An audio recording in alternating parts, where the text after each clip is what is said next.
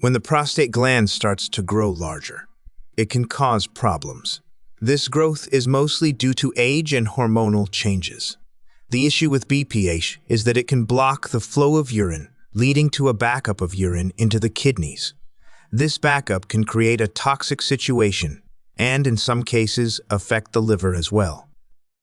Now, let's discuss the role of hormones in all of this. There are different types of hormones in your body, and some have the power to make things grow. The first one we'll talk about is insulin. Insulin is an anabolic hormone, meaning it promotes growth.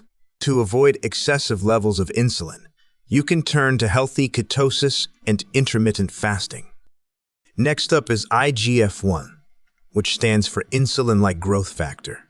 This hormone is quite similar to both insulin and growth hormone. Growth hormone has various effects in the body, and it can also make things grow. It stimulates the liver to produce IGF-1, which is another growth hormone. Now, I won't dive too deep into the nitty-gritty details of these hormones. What's essential to understand is that they can make things in your body grow, and it's crucial to keep them in check for better prostate health. Now, onto testosterone. Testosterone can change into a more potent form called DHT, and there's some mixed research on whether it's good or bad for prostate issues. Some studies suggest it's protective, while others indicate it might worsen the condition. What we do know is that the conversion of testosterone to DHT is influenced by an enzyme called 5-alpha reductase. To help with an enlarged prostate, you can consider natural remedies like saw palmetto and stinging nettle root, as they are potent inhibitors of this enzyme. If you decide to try stinging nettle root, it's best to use it in larger amounts for maximum effectiveness. Lastly, let's talk about estrogen. Estrogen, primarily a female hormone, can also play a significant role in an enlarged prostate alongside insulin.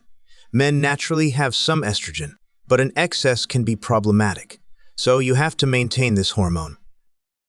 This conversion can be a concern for some, but the good news is that there are natural inhibitors that can reduce the amount of estrogen produced. One of the best sources of these inhibitors is found in cruciferous vegetables. These veggies contain compounds like DIM, diindolylmethane, which is a potent enzyme inhibitor. DIM is available as a supplement, or you can get it from eating cruciferous vegetables. These natural compounds help control the levels of estrogen in your body.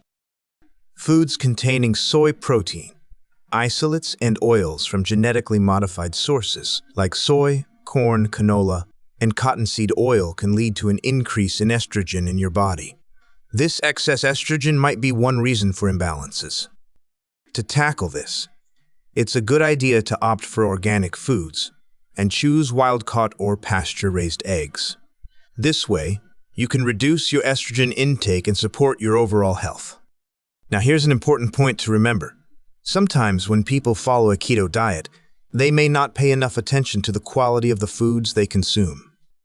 Even though keto lowers insulin due to its low-carb nature, some keto-friendly foods might still contain substances that increase estrogen. So being on a keto diet doesn't automatically mean you're lowering estrogen levels. In summary, it's vital to be mindful of the foods you eat and their impact on hormone levels, especially when it comes to your prostate health.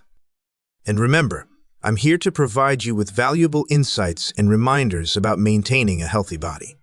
Thanks for joining us today, and be sure to subscribe for more health knowledge and updates.